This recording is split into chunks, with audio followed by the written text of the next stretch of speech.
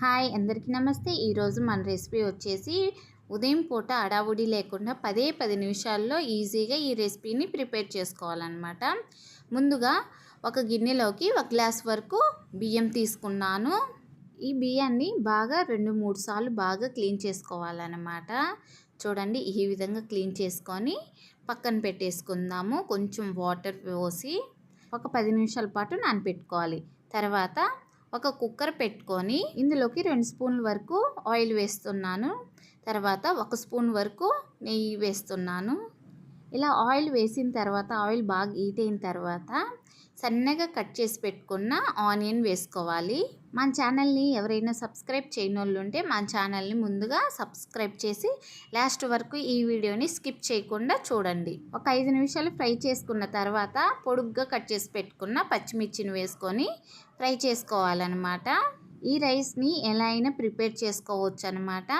కుక్కర్లో అయినా ప్రిపేర్ చేసుకోవచ్చు, నార్మల్గా అయినా ప్రిపేర్ చేసుకోవచ్చు. స్టీల్ కుక్కరు ఈ రైస్కి యూస్ చేయబాకండి, ఎందుకంటే కొంచెం అడుగంటిద్ది. నాకు తెలియక నేను ఈ కుక్కర్ పెట్టేశాను. నాకు కొంచెం లైట్గా అడుగంటింది. సో మీరు కూడా అలా చేయకుండా మరో కుక్కర్లో ట్రై చేయండి. లాస్ట్లో ఇలా ఫ్రై అయిన తర్వాత కరివేపాకు వేసి ఫ్రై చేసుకోవాలి. తర్వాత పుదీనాకు కూడా బాగా కడిగి ఇలా కట్ చేసుకొని వేసుకోవాలన్నమాట. మార్నింగ్ టైము ఏ హడావిడి లేకుండా ఇంట్లో వెజిటేబుల్స్ ఏం లేనప్పుడు ఇలా ఈజీగా 2 ఎగ్స్తో ఇలా ప్రిపేర్ చేసుకోవచ్చు.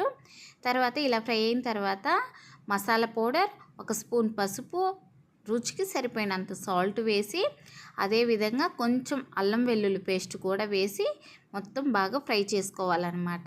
ఇలా మార్నింగ్ ప్రిపేర్ చేస్తే వేడివేడిగా హాట్ బాక్స్లో పెట్టేస్తే పిల్లలకి ఒక్క ముద్ద కూడా వదిలిపెట్టకుండా తినేస్తారనమాట స్కూల్లో. అల్లం వెల్లుల్లి పేస్ట్ ఫ్రై అయితే మంచి ఫ్లేవర్ వస్తుంది. అలా ఫ్రై అయిన తర్వాత ఇందులో సన్నగా పండు టమోటాలను 3 కానీ 2 కానీ తీసుకొని కట్ చేసుకొని ఇందులో వేసి ఫ్రై చేసుకోవాలి. చూడండి, నేను ఏ విధంగా ఫ్రై చేస్తున్నానో ఈ వీడియోలో చూపిస్తున్నట్టుగా చేయండి.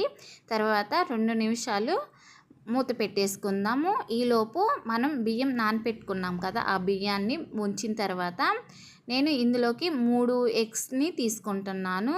మీకు ఎన్ని యూజ్ అవుతాయో అన్ని వేసుకోండి, మీకు ఎన్ని సరిపోతాయో అన్నీ. ఇలా ఒకదాని తర్వాత ఒకటి కోడిగుడ్లని పగలగొట్టి ఈ రైస్లో వేయండి. ఇలా వేసిన తర్వాత 1 స్పూన్తో రైస్ని, ఎగ్ని బాగా మొత్తం కలిపేయండి. ఇలా 2 నిమిషాల పాటు బాగా మిక్స్ చేయండి కలిపి. ఇలా రైస్లో వేస్తే చాలా రుచిగా ఉంటుంది. 2 నిమిషాల తర్వాత మూత తీసి చూస్తున్నాను. చూడండి, చక్కగా మగ్గిపోయిందనమాట. ఇలా మగ్గిన తర్వాత మనం రెడీ చేసి పెట్టుకున్న రైస్ని ఇందులో వేసుకోవాలి.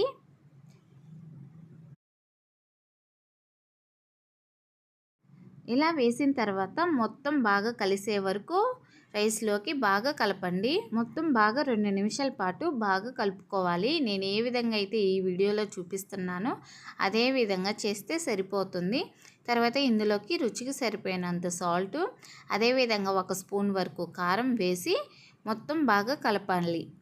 ఇలా కలిపిన తర్వాత మనం ఏ గ్లాస్తో అయితే రైస్ని తీసుకున్నామో అదే గ్లాస్తో మనం గ్లాసున్నర వరకు వాటర్ని తీసుకోవాలి. మనం ముందుగా ఒక 10 నిమిషాల పాటు బియ్యంని నానపెట్టుకున్నాం కాబట్టి గ్లాసున్నర వాటర్ అయితే కరెక్ట్గా సరిపోతుంది. మూత పెట్టేసుకొని 2 విజిల్స్కి స్టవ్ ఆపుకోవటమే. చూడండి, స్టీల్ అయ్యేసరికి కొంచెం అడుగంటింది. రైస్ అయితే చక్కగా ఉడికిందనమాట. స్టీల్ అయ్యేసరికి కొంచెం అడుగంటింది. సో మీకు ఈ వీడియో నచ్చినట్లయితే తప్పకుండా లైక్ చేసి షేర్ చేయండి.